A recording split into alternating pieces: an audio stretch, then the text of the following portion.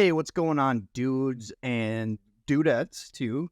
Welcome to Clown Questions, the show where there are no dumb questions. I'm your host, Matt Clown Emoji, and today I'm asking, who won free agency? The answer may surprise you. On today's episode of Clown Questions, who's down to clown?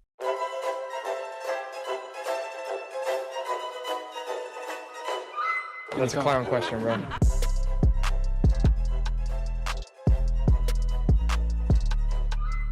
So, who won NFL free agency? Obviously, this has been the main topic in sports media this week, as there has been an absolute frenzy amongst free agents, and it's honestly hard to keep track of. And I have so many names listed on my fucking outline that it's going to be hard for you to keep track for, even if you watch this video. But I'm going to answer my first question, which was, who won free agency? And to me, the answer to that question is Antonio Brown. Yes.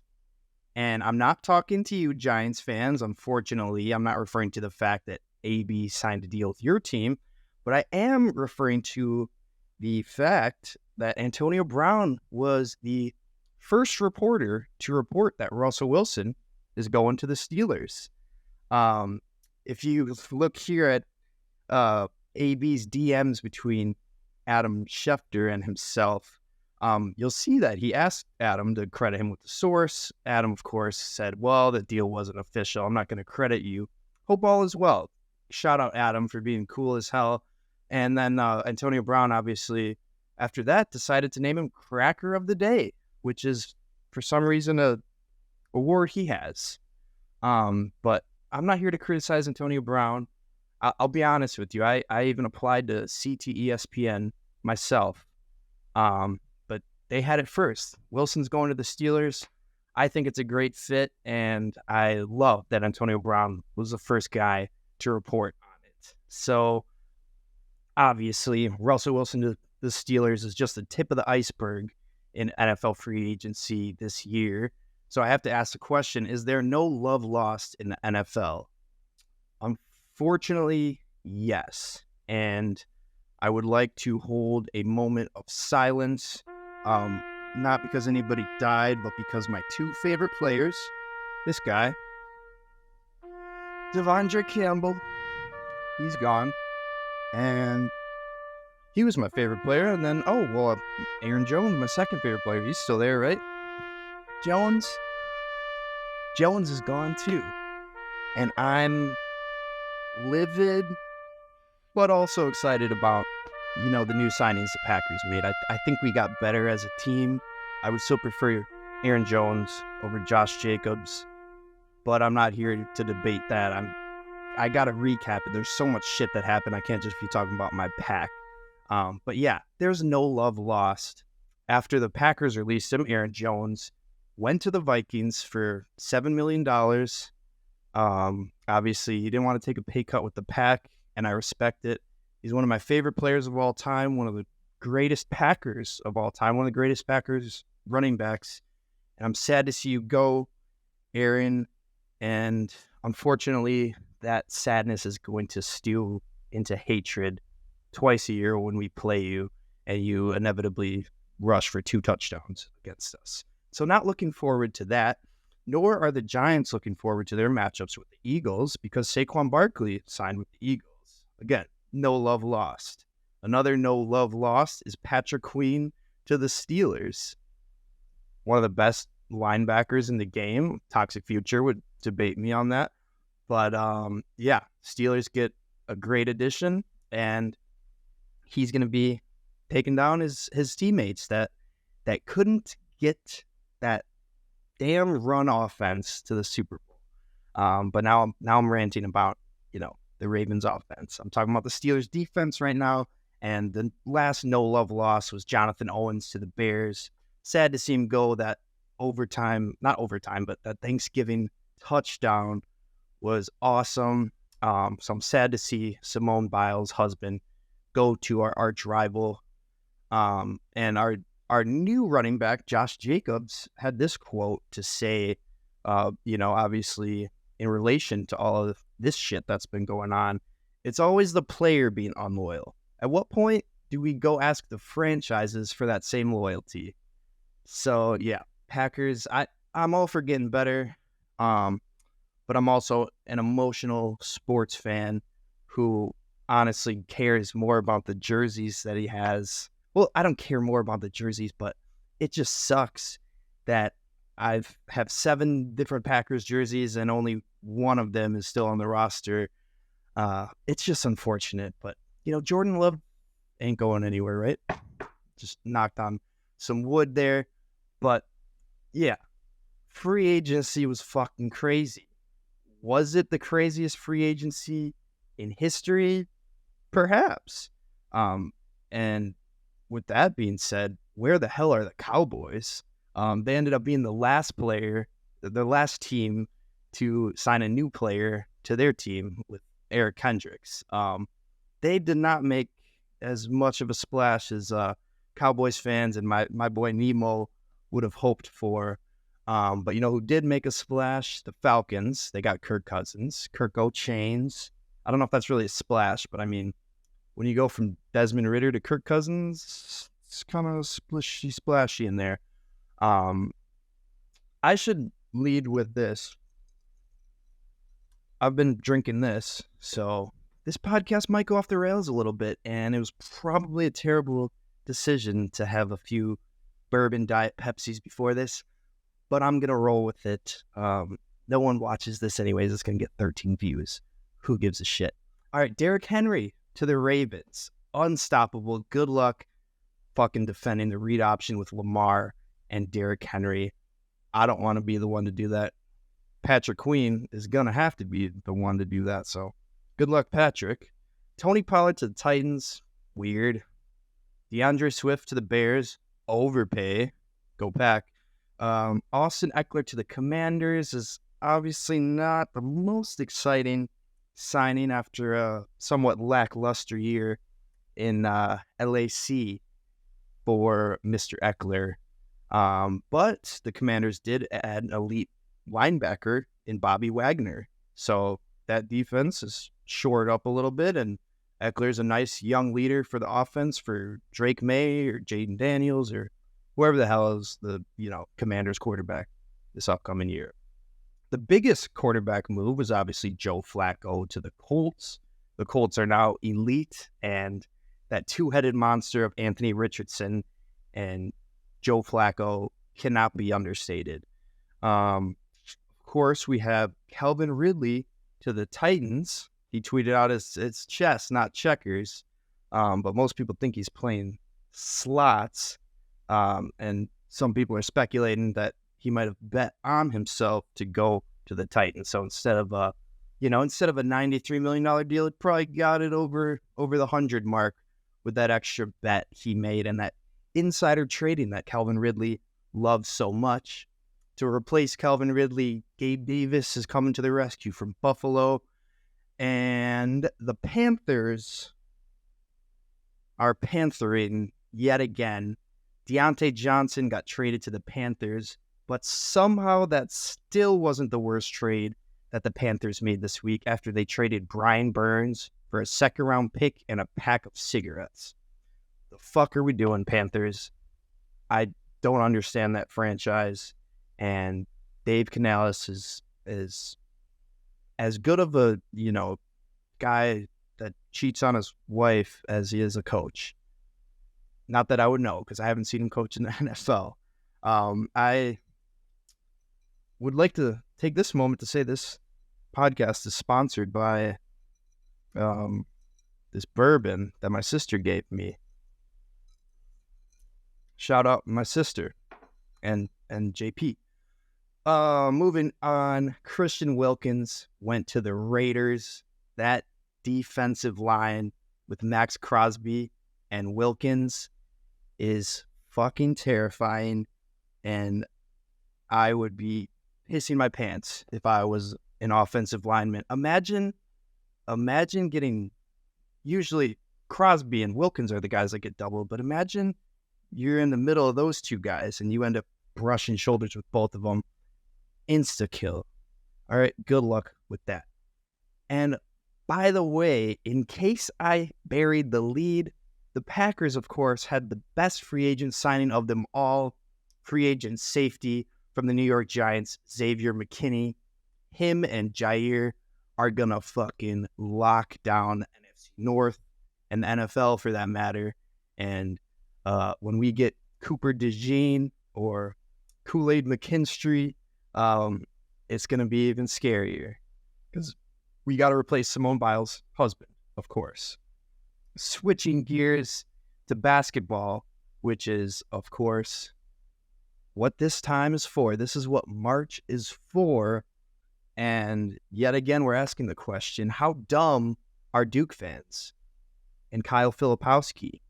My answer to that? Very. Less than 3 weeks removed from the egregious Wake Forest court storming of Duke, the aptly named Devils did something much worse.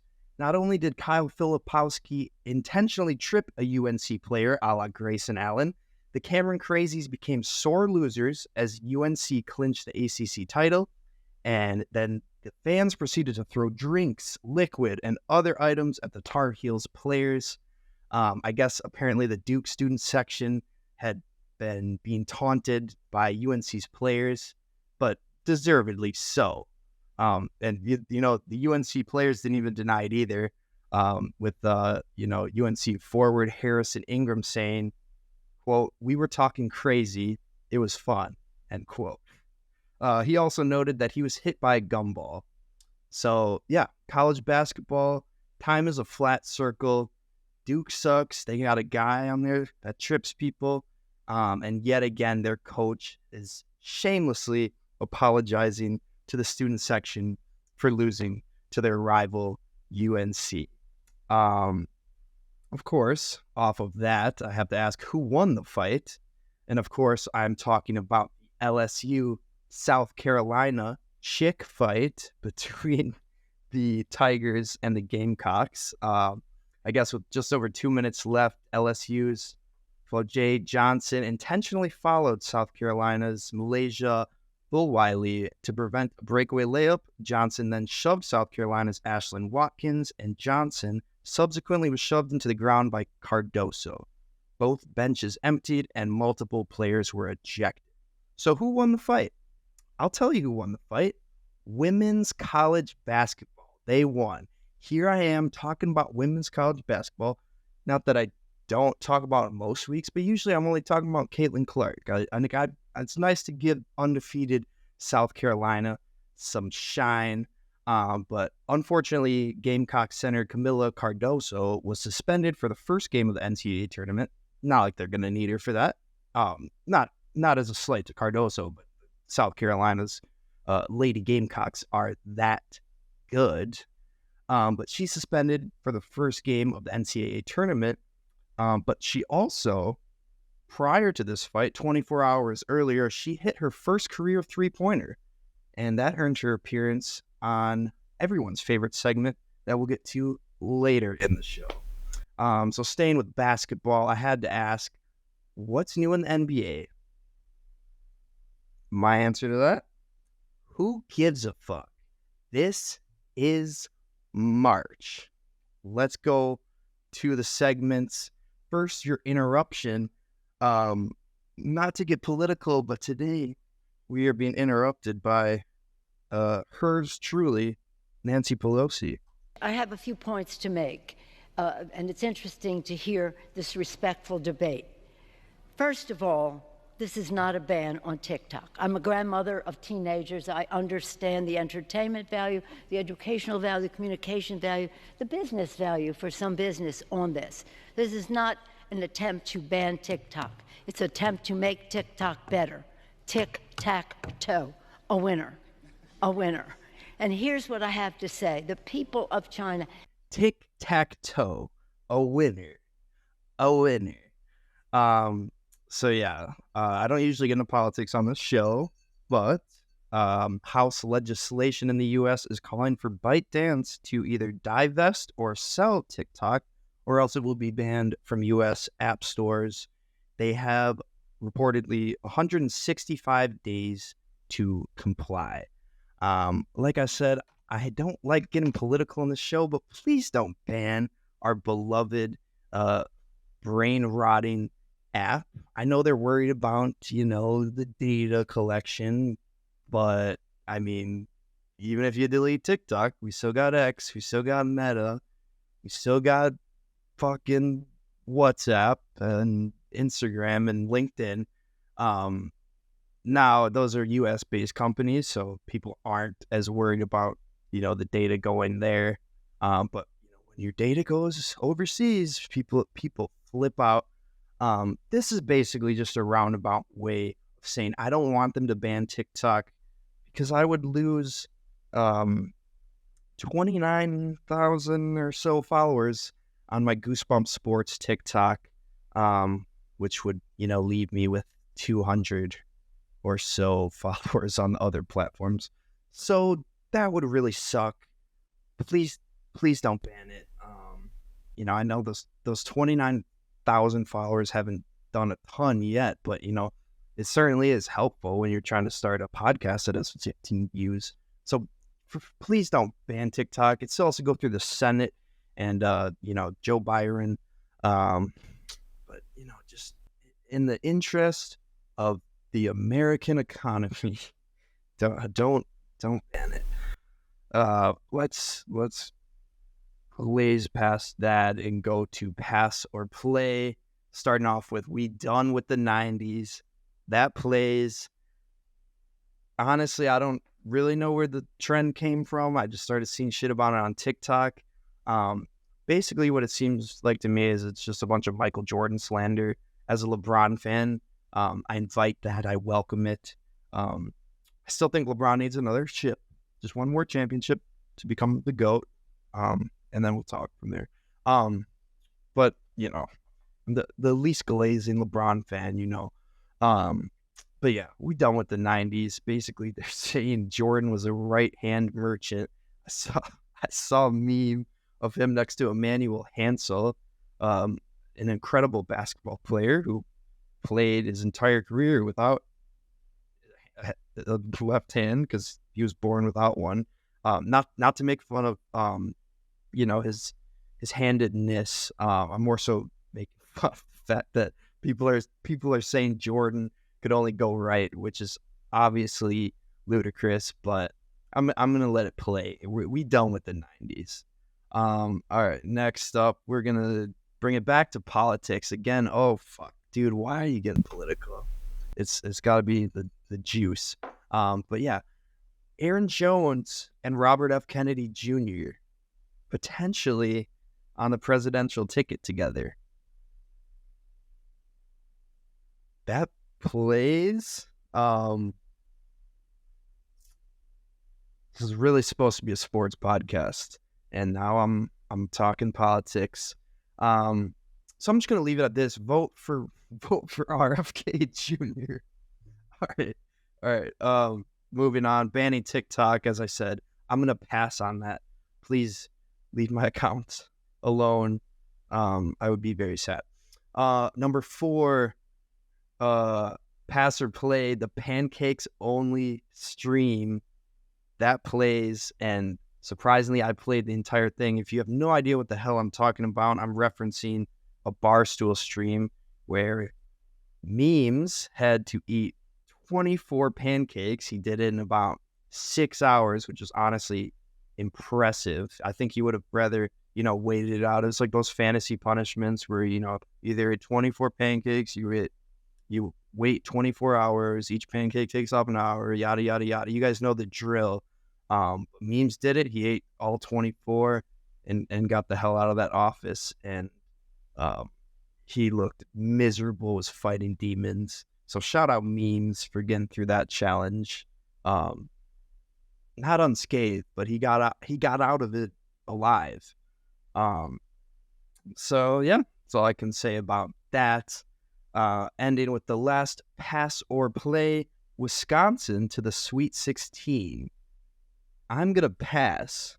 And as a Wisconsin fan, I would love to see that. I personally am worried we might be due for a first round exit. We just have not been playing well the second half of the season. But yeah, on the off chance anybody sees this, Cardi, Chucky, Tyler, Steven, Crowell, any of you fuckers, if you see this, prove me wrong. None of them are going to see this. So they're not going to be proving me wrong, but prove someone wrong. I would love to see you guys make a tournament run. But it seems as the odds are stacked a bit against us this year, which is why I'm just going to move on and go to the goosebump moments of the mother trucking week. Starting off with number 10, I got an absolute homer pick for you guys. And I don't want to hear it from Bucks fans. I just want to hear this game going up. Blocked by Dinwiddie. Get that shit out of here. Go Lakers. Sorry, Milwaukee. That was pretty sweet. I'm not gonna lie. All right. Now we got Darius Brown for Utah State. Game winner, 3 seconds left. They move on. They move past. I mean, pretty clutch shot, if you ask me. All right, next up, we got Stephen Swenson for Stetson. Try saying that 3 times fast. Step back. Stetson advances through the ASUN championship semifinals. They ended up winning, and they are now dancing in the tournament. Congratulations, Stetson. Now we got Wayne McKinney III for San Diego. Money. Pepperdine taking that L. What a shot. Alrighty, baby. Dolly, baby. Now we got our boy Trey Alexander for Creighton, 3 seconds. That's cold, baby. That's pretty cold. All right, Arkansas State. Freddie Hicks trying to get his team the lead, and he will. At the buzzer, Arkansas State advances to the championship. He unfortunately does not win, but still pretty sweet. Now we got Camila Cardoso, as I previously mentioned. That was her first career 3-pointer. What a time to make it. A lot of people saw that play and were wondering, why the hell is she so wide open? Well, she had never made a 3 in her career. That's why she was wide open. But she didn't flinch. This was a very late addition. We got AJ Kajus loses the ball. Aldeline Christian trying to take the lead. Gets blocked. 3 seconds, 2 seconds, 1. Back to Kajus for the win. I actually had to bounce one because this happened minutes ago. All right, now we got Canisius Trey Dinkins from half court. How could that be the number 2 moment as a half court shot? Surely the next one had to be half court shot. Nope. But just ridiculous. I've seen so many half court shots this March. I'm hoping I see one in the tourney, but it's just been bonkers how frequently I've been seeing this play in the goosebump moments of the week. But number 1 has got to go to Anthony Edwards, who misses the free throw here, but hustles back on defense. And holy fucking shit, Ant. Are you out of your mind? Are you an insane person? So, if you didn't catch that, obviously that was the game-winning block. But you gotta go. You gotta go back around here for the replay, because this is just special stuff from Ant, and these are some of the moments that kind of make you think maybe he could be an MVP in this league. Off the backboard, clock hits 0, and he gets so damn high, he hits his head. Ain't that what they do? Ain't that what they do? But Holy shit, Anthony Edwards. That's a game-winning block where you hit your head on the damn backboard. That's one of the only things that could surpass a half-court shot as the goosebump moment of the week. But I have to finish the show out with some picks. And I have to be honest, I made 14 out of the 32 conference championship picks last week. Don't tell anybody, but I went 4 for 10.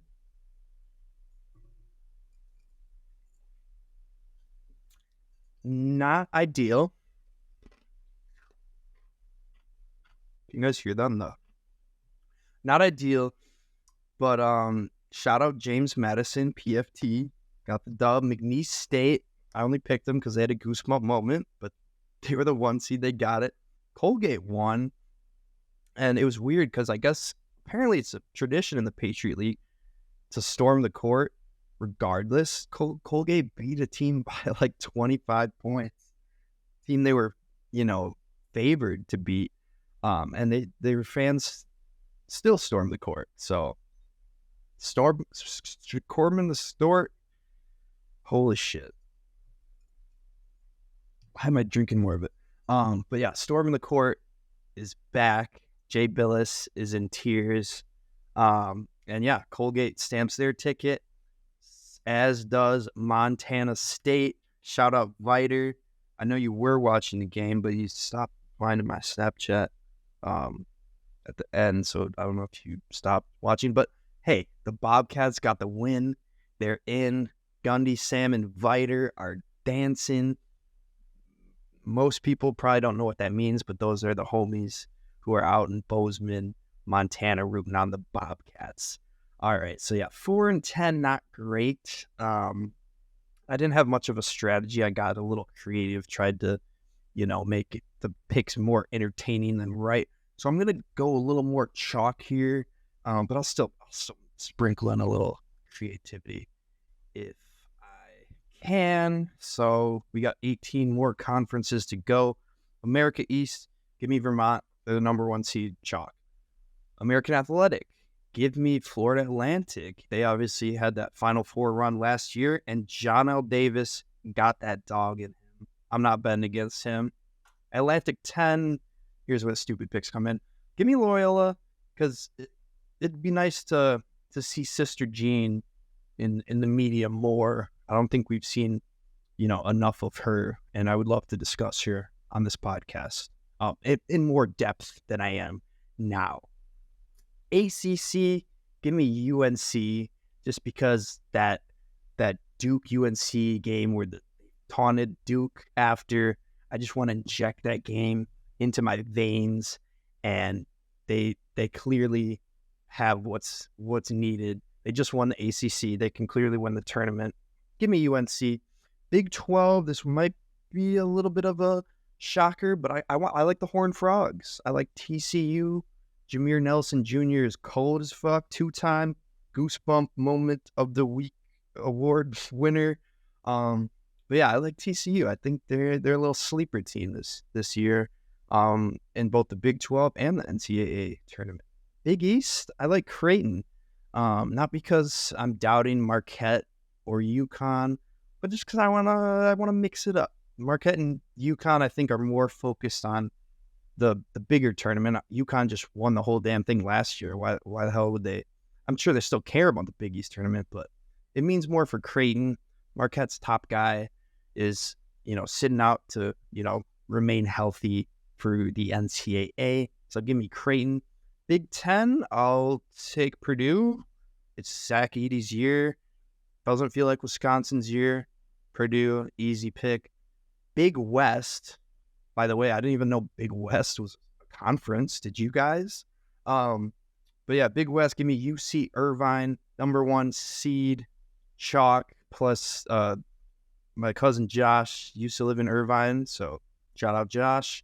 Conference USA, I'm going to pick UTEP.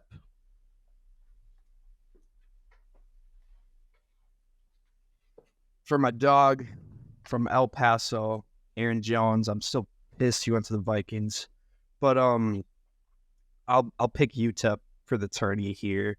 Ivy League, Princeton. I've heard Princeton's a wagon, and I heard not only should you pick them to win this tournament, damn, I keep getting hair in my mouth.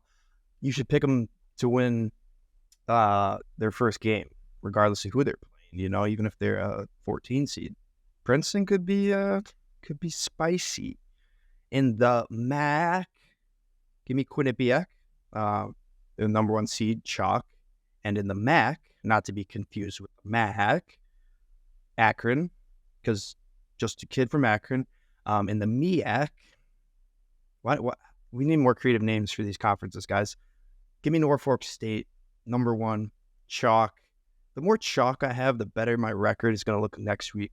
So I'm trying to get the 4-10 record bumped up a little bit. In the Mountain West, give me New Mexico. I think they make a little bit of a run, both in this tourney and could be a little Cinderella story, kind of similar to my TCU pick. I like them. Pac-12, Arizona, number 1, chalk. SEC, Kentucky. They don't have great defense, but they got Reed Shepherd, and what many say is the best defense is a good offense. So, yeah, Kentucky, SEC, and teaser for next week, but I kind of like Kentucky to win the whole damn thing, provided they score 90 points a game. If they get held to 70, they're fucked. But, yeah, I like Kentucky. In the SWAC, give me Grambling, number 1, chalk, whatever. In the WAC, give me Grand Canyon, number 1, chalk. I know it's a WAC pick, but whatever. I know I don't seem like a ball knower, but these are winners. Tic-tac-toe. These are winners. These are winners.